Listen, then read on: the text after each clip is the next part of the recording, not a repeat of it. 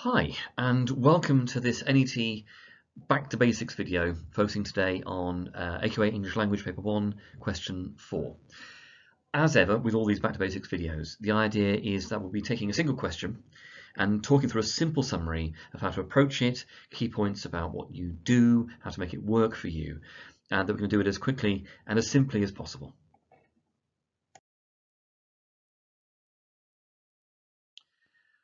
Okay, so English Language Paper 1, Question 4. Now, by the time you come to this question, you should already have read the extract and have answered questions 1, 2, and 3. And those questions do help to set up question 4. Now, again, unsurprisingly, question 4 is really quite straightforward if you read the question and you do what it tells you. Now, question 4 is about evaluating a perspective. So basically, it's about discussing whether and how much you agree with something someone has said about the extract that you've read. It's worth 20 marks, and that's an eighth of your entire GCSE. It's a big question. So you want to be spending about 25 minutes on it. Now, this question, in terms of how you think about it, it's really like a literature essay. You're writing about ideas and you're analysing. And I do want to emphasise that. You need to be analysing on this question. That's the single biggest thing, I think, from my point of view, that people forget to do. So essentially, you're marked on 4 things. Firstly, reasons why you agree or disagree. Secondly, evidence to support your reason. Thirdly, analysis of your evidence, what it is, where the features are, and so on. And fourthly, what it does, what those features do, what you can infer from the vocabulary, the effect of the feature or the words. Now again, the single biggest mistake people make on this question is to forget the analysis. You are evaluating, but the analysis is part of that.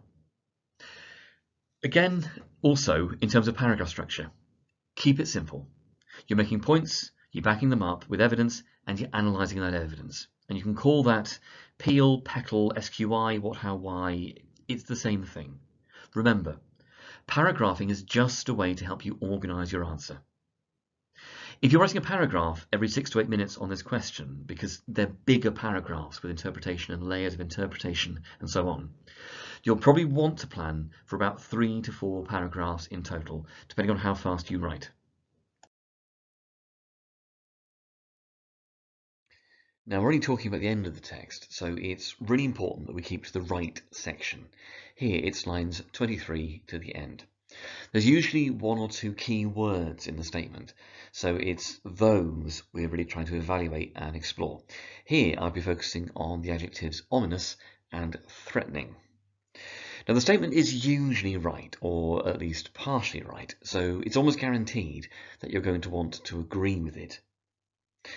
So thinking about this extract and this ominous feeling, one reason I'd agree with the statement would be because there's a focus on everything being kind of broken and decayed. So that'd be my point.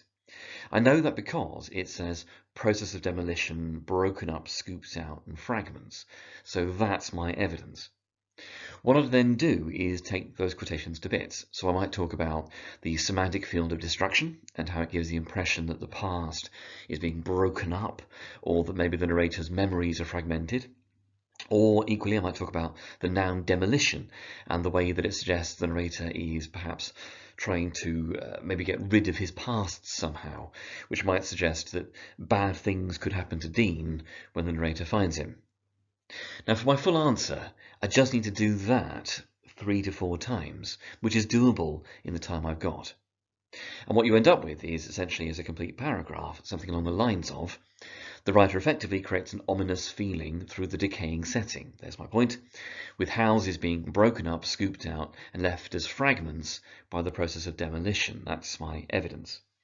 The semantic field of destruction here, there's the feature, perhaps gives the impression that the narrator's past is being broken up, or that perhaps their memories are a cause of their feelings being fragmented.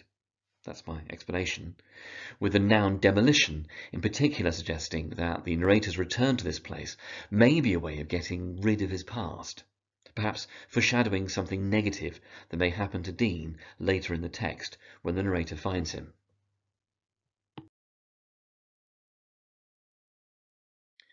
So thinking again about pushing for higher marks, One key way to try and get higher marks is to link your ideas together.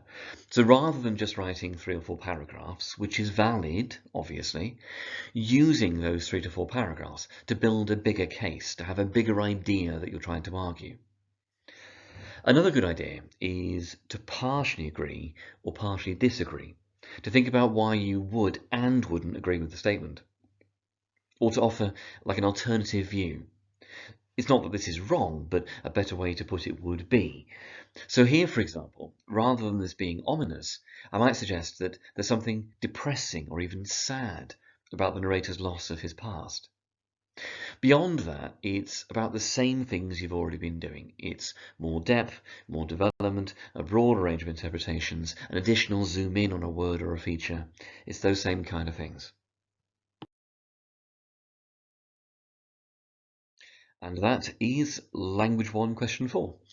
Now, again, don't forget that you've got the full range of videos available on the Net English YouTube channel, which covers all aspects of language and literature. So everything is there if you just have a look. Thanks for your time.